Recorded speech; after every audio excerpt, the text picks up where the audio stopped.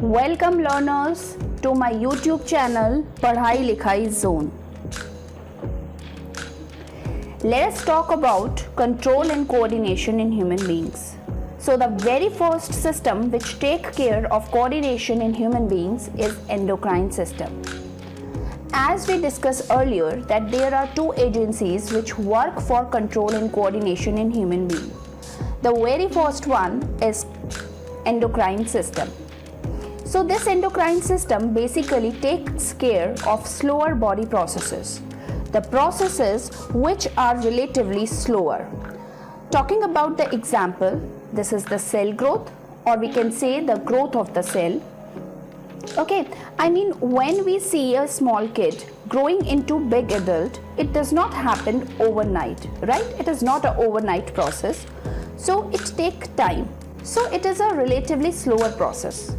So such processes are taken care or handled by the endocrine system. The next one is the nervous system. Nervous system will take care of relatively faster processes. Talking about the example, which is our movement. The second example is the heartbeat, or the scenario in which a man is running when he saw a tiger. Or so many other examples are also there. Like when we put a leg on fire, you immediately take it back. Or you got an electric shock, you just jumped. So all these processes are happening very fast and responses are also quite quick. So these processes are taken care by nervous system. Now you might ask why this growth need the control and coordination. Now when I talk of growth, you would have seen that it is not the people just grow here and there. Like every human being, the growth will take place only at certain areas and only take place within the limits.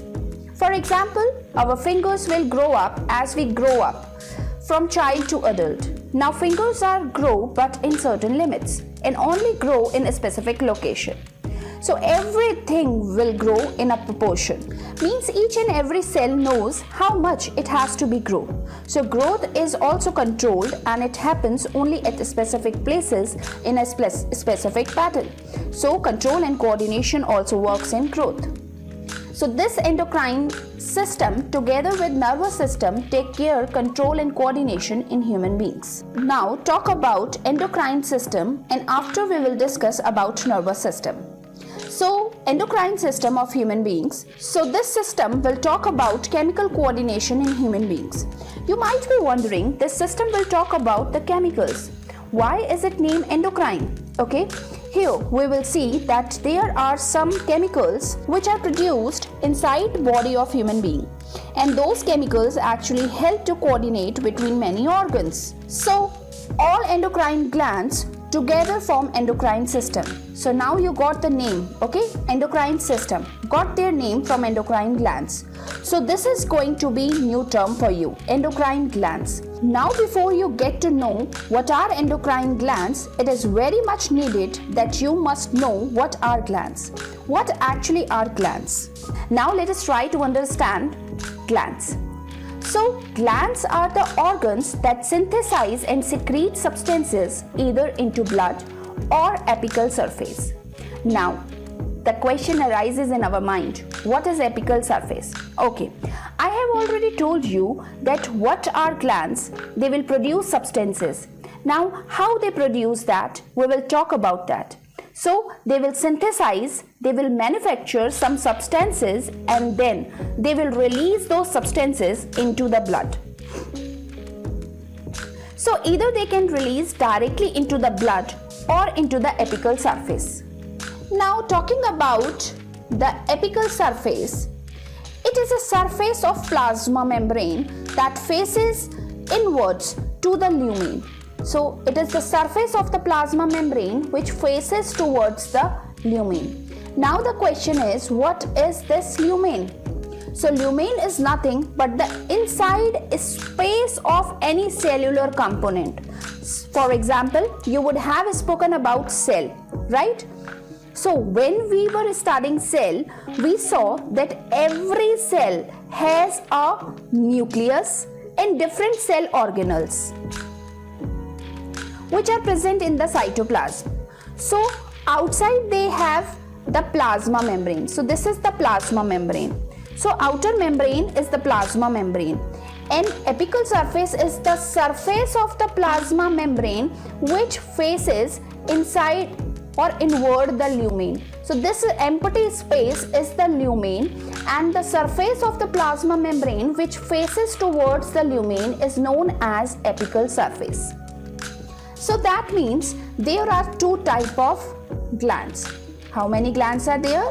There are two types of glands. They can secrete material directly into the blood, or they can secrete a material into the apical surface.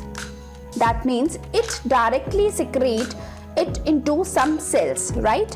So glands consist of only epithelial cells which are specialized in secretion.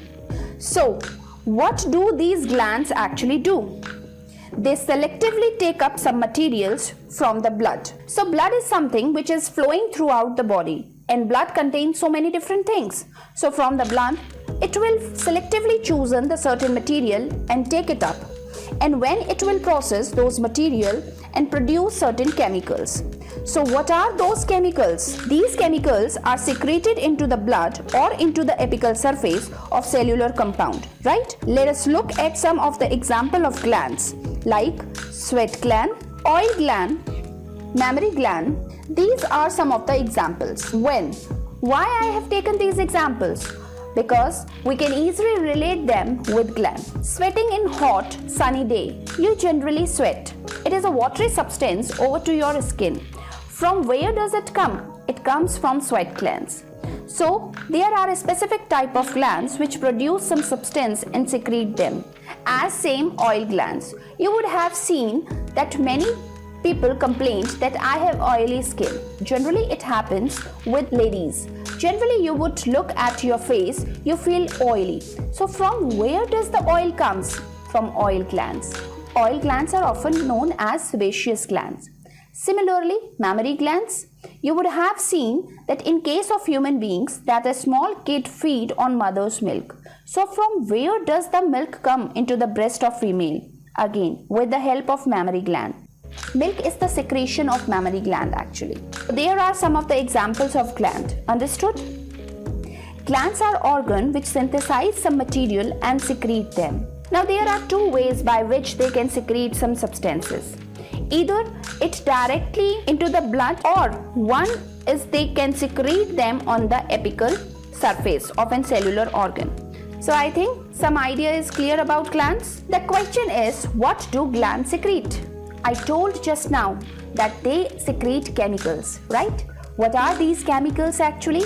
What are the things which gland secretes? They secrete hormones. Hormones. So this is what we are going to talk in detail in this lesson. They are chemical messengers which act on a specific target organ. That means they are also chemicals, but they only act on a specific organ. They know where have to they go. They know a specific organ and act on them.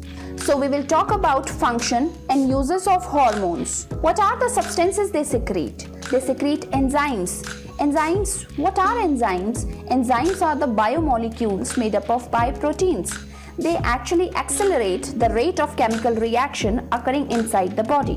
When we talk about different life process, so many chemical reactions keep on happening inside our body. This is done by the help of enzyme. They can also secrete some of the metabolites. Metabolites, the term derived from the metabolism. They are the small molecule that take part in metabolic reaction. So what are metabolic process? For example, life-sustaining processes which take place inside the cell of every living organism. For digestion, excretion, respiration, these are all metabolic processes, that mean life-sustaining processes. If these processes do not take place, the living organism will not survive. They are extremely necessary for sustaining life. So this is all about the endocrine glands and the hormones. In the next video, we will talk about the different type of glands. Till then, stay tuned on my YouTube channel and like my videos and subscribe my YouTube channel Padhailikhaizone, and also press the bell icon for all the further notifications.